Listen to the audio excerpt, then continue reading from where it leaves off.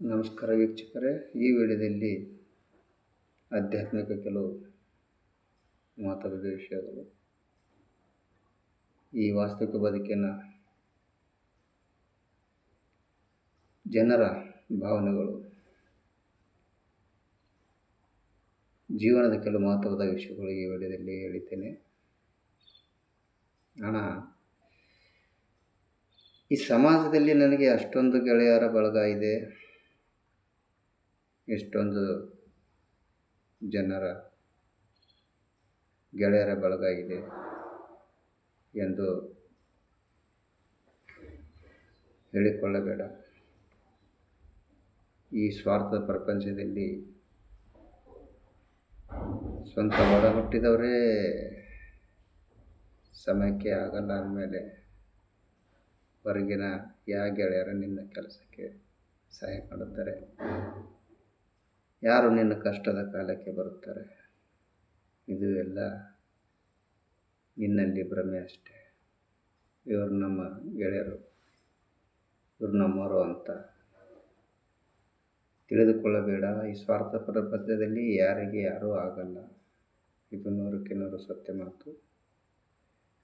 ಮತ್ತು ನನ್ನ ಹಿಂದೆ ಇಷ್ಟೊಂದು ಜನ ಬರುತ್ತಾರೆ, ನಾನು ಕರೆದಲ್ಲಿಗೆ ಬರುತ್ತಾರೆ ಎಂದು ವಿಚಾರ ಮಾಡಿದಂಗೆ ಅವರು ಯಾರೂ ನಿನ್ನವರಲ್ಲ. ಇನ್ನು ಎಲ್ಲಿವರೆಗೆ ಅವರಿಗೆ ಕುಡಿಯಲು ತಿನ್ನಲು ಅವರಿಗಾಗಿ ಖರ್ಚು ಮಾಡುತ್ತೀಯೋ, ಅವರಿಗೆ ಕುಡಿಯಲು ತಿನ್ನಲು ಹಾಕುತ್ತೀಯೋ, ಅಲ್ಲಿವರೆಗೆ ಮಾತ್ರ ನಿನ್ನ ಹಿಂದೆ ಇರುತ್ತಾರೆ. ನೀನು ಕುಡಿಯೋದು ತಿನ್ನುವುದು ನಿಲ್ಲಿಸಿಬಿಡು, ನಿನ್ನ ಕಡೆ ಯಾವ ನಾಯಿ ಕೂಡ ತಿರುಗಿ ನೋಡಲ್ಲ. ಇದು ಕಲಿಯುಗ, ಸ್ವಾರ್ಥದ ಪ್ರಪಂಚ.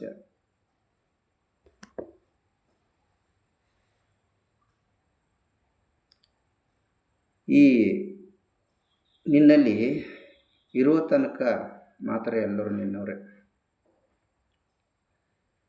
ಎಲ್ಲವೂ ತೀರಿದ ಮರುದಿನವೇ ಯಾರೂ ನಿನ್ನವರಲ್ಲ.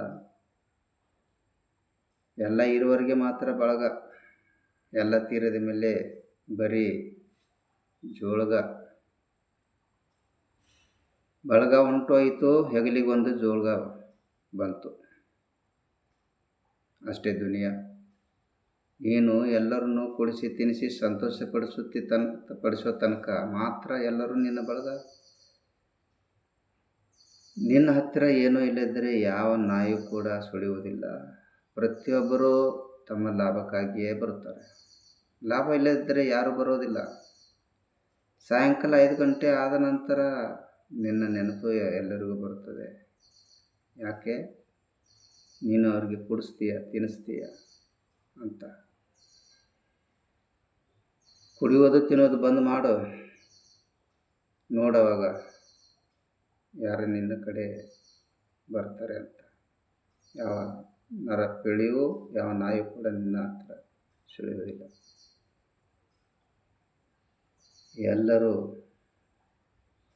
ನಿನ್ನಲ್ಲಿ ಇರೋ ತನಕ ಮಾತ್ರ ನಿನ್ನವರಾಗಿರುತ್ತಾರೆ. ನಿನ್ನ ಹತ್ತಿರ ಏನೂ ಇಲ್ಲಂದರೆ ಯಾವ ನಾಯಿ ಕೂಡ ಬರೋದಿಲ್ಲ. ಈ ಕಲಿಯುಗದಲ್ಲಿ ಯಾರಿಗೆ ಯಾರೂ ಆಗಲ್ಲ. ತಿಳಿದು ನೋಡಿ, ಸಂಸಾರ ಮಾಡಿ.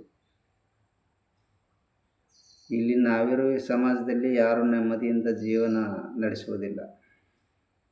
ಪ್ರತಿಯೊಬ್ಬರಿಗೂ ಒಂದೊಂದು ಸಮಸ್ಯೆಗಳು ಮತ್ತು ಒಂದೊಂದು ಕಾಯಿಲೆಗಳು ಇದ್ದೇ ಇರುತ್ತವೆ. ಈ ಕಲಿಯುಗದಲ್ಲಿ ನೂರಾರು ಸಮಸ್ಯೆಗಳ ಮಧ್ಯೆ ಜೀವನ ಸಾಗುತ್ತದೆ. ಸಮಸ್ಯೆ ಇರಲಾರದ ಜೀವಿಯೇ ಇಲ್ಲ, ಆದರೂ ಜೀವನ ಸಾಗುತ್ತದೆ. ಇಲ್ಲಿ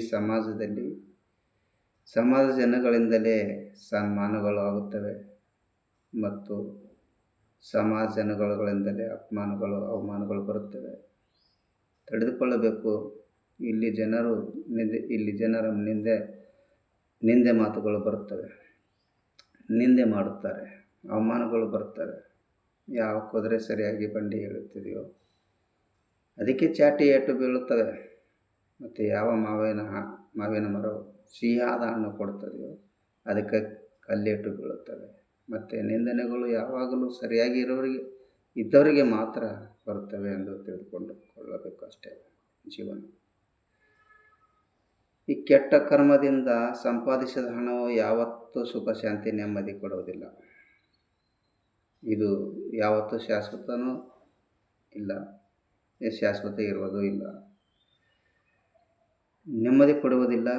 ನಿಮ್ಮ ಜೀವನಕ್ಕೆ ಬೆಂಕಿ ಹಚ್ಚಿಬಿಡುತ್ತದೆ. ಪಾಪದಿಂದ ಸಂಪಾದಿಸಿದ ಹಣವು ಇದು ಮುಂದೆ ನಿಮ್ಮ ಮಕ್ಕಳ ಸಂಸಾರವೂ ಕಸಿದುಕೊಳ್ಳುತ್ತದೆ. ಅದಕ್ಕೆ ನಿಯತ್ತಿನಿಂದ ಹಣ ಸಂಪಾದನೆ ಮಾಡಿ, ಕಷ್ಟಪಟ್ಟು ದುಡಿರಿ. ಇದೇ ನಿಜವಾದ ಜೀವನ. ಇನ್ನೊಬ್ಬರ ಹಣಕ್ಕೆ ಆಸೆ ಪಡಬಾರದು. ಸ್ವಂತ ಕಷ್ಟಪಟ್ಟು ದುಡಿದಿದ್ದು ಕೊನೆಯವರೆಗೆ ಬರುತ್ತದೆ. ಅನ್ಯಾಯದಿಂದ ಮಾಡಿದ್ದು ನಿಮ್ಮ ಸಾಯಂಕಾಲವರೆಗೆ ಮಾತ್ರ ಇರುತ್ತದೆ ಅಷ್ಟೇ. ಇಲ್ಲಿ ನಾವಿರೋ ಸಮಾಜದಲ್ಲಿ, ಜೀವನದಲ್ಲಿ ಸಮಯ ಮತ್ತು ಸ್ಥಿತಿ ಯಾವಾಗಲೂ ಬದಲಾಗುತ್ತದೆ. ಇದರಿಂದ ಯಾರಿಗೂ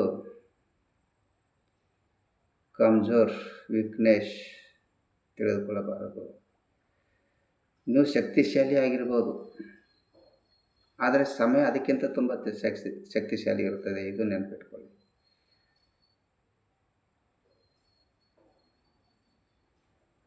ಹಣ ಇಲ್ಲಿ ನಿಮ್ಮ ಹತ್ತಿರ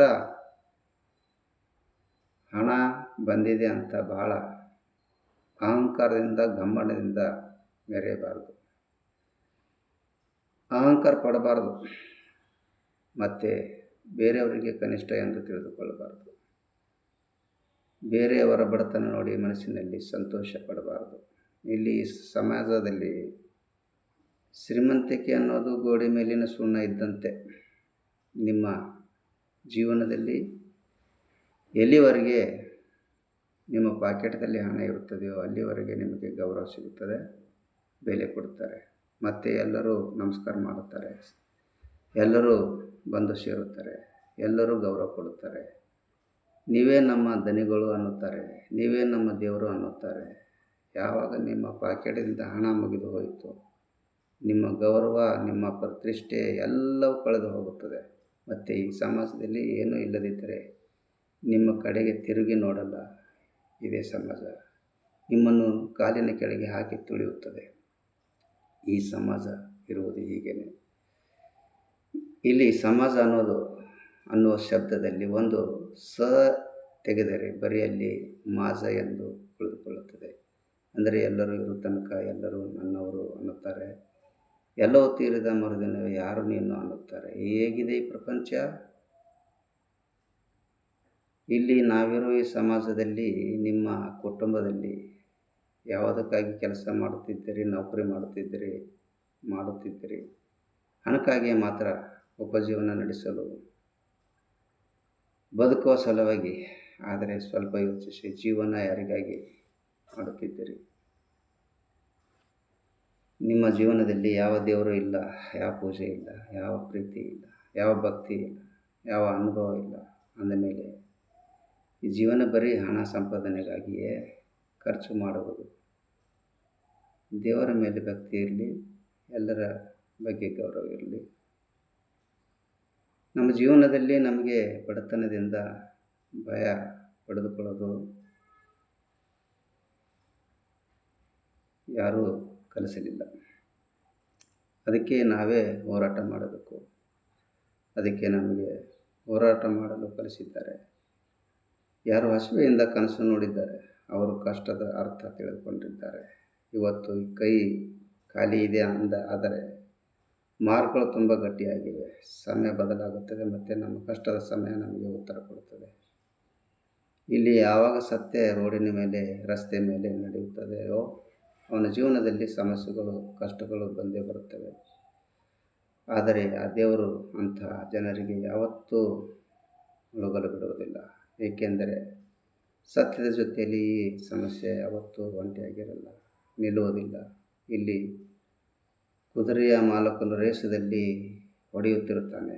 ಏಕೆಂದರೆ ಆ ಕುದುರೆಗೆ ಗೆಲುವು ಅನ್ನೋದು ಗೊತ್ತಿಲ್ಲ. ಮಾಲೀಕನು ಕೊಡುವ ಚಾಟಿ ಏಟಿನಿಂದ ಮಾತ್ರ ತುಂಬ ವೇಗವಾಗಿ ಓಡುತ್ತದೆ ಅಷ್ಟೇ.